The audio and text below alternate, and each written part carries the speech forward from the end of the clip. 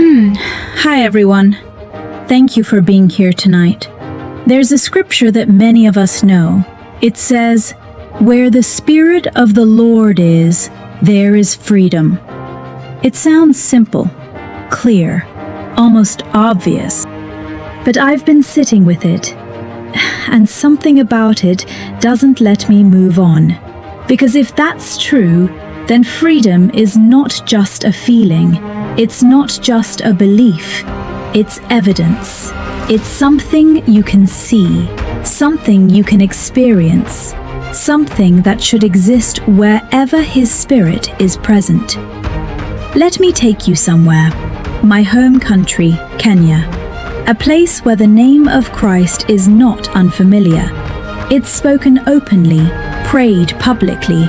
It's part of identity, a nation that says, "We are Christian." And yet, if you stay long enough, you begin to notice something else. You see people working hard with no clear way forward. You see systems that feel heavy, where opportunity is not evenly distributed, where injustice is not rare, it's normal, where survival takes more energy than it should. And you start to feel it, not as a statistic, but as a weight, a lack of movement, a kind of restriction that settles into everyday life. Now let me take you somewhere else, the United States of America, a nation that does not stand up and say, "We are a Christian country." In fact, faith is often personal, not public. And yet, you land there and something feels different. There is structure. There are systems that, while not perfect, create room for movement, opportunity, the ability to start again, to build, to rise. And it's so embedded into the culture that they say it out loud: the land of the free and the home of the brave. And if you're paying attention, a question begins to form, not loud, but persistent. If where the Spirit of the Lord is, there is freedom, then what exactly are we looking at?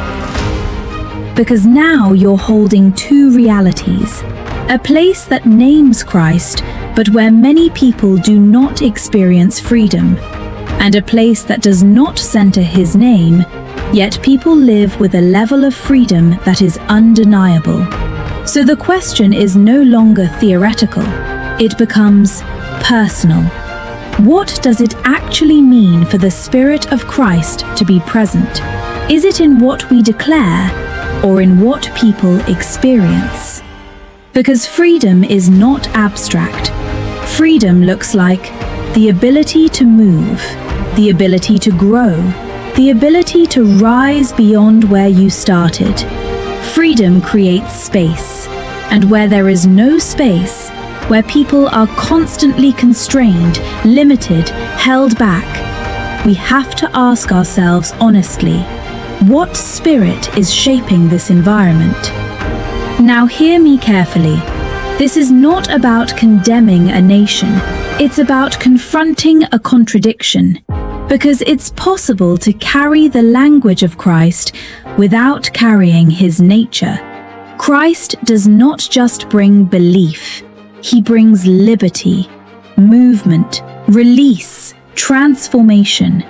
So maybe the question is not, which country is more Christian? Maybe the question is, where is His Spirit actually being expressed? Because the Spirit of Christ does not need to announce itself loudly. It reveals itself in what it produces. And according to Scripture, what it produces is freedom. Thank you.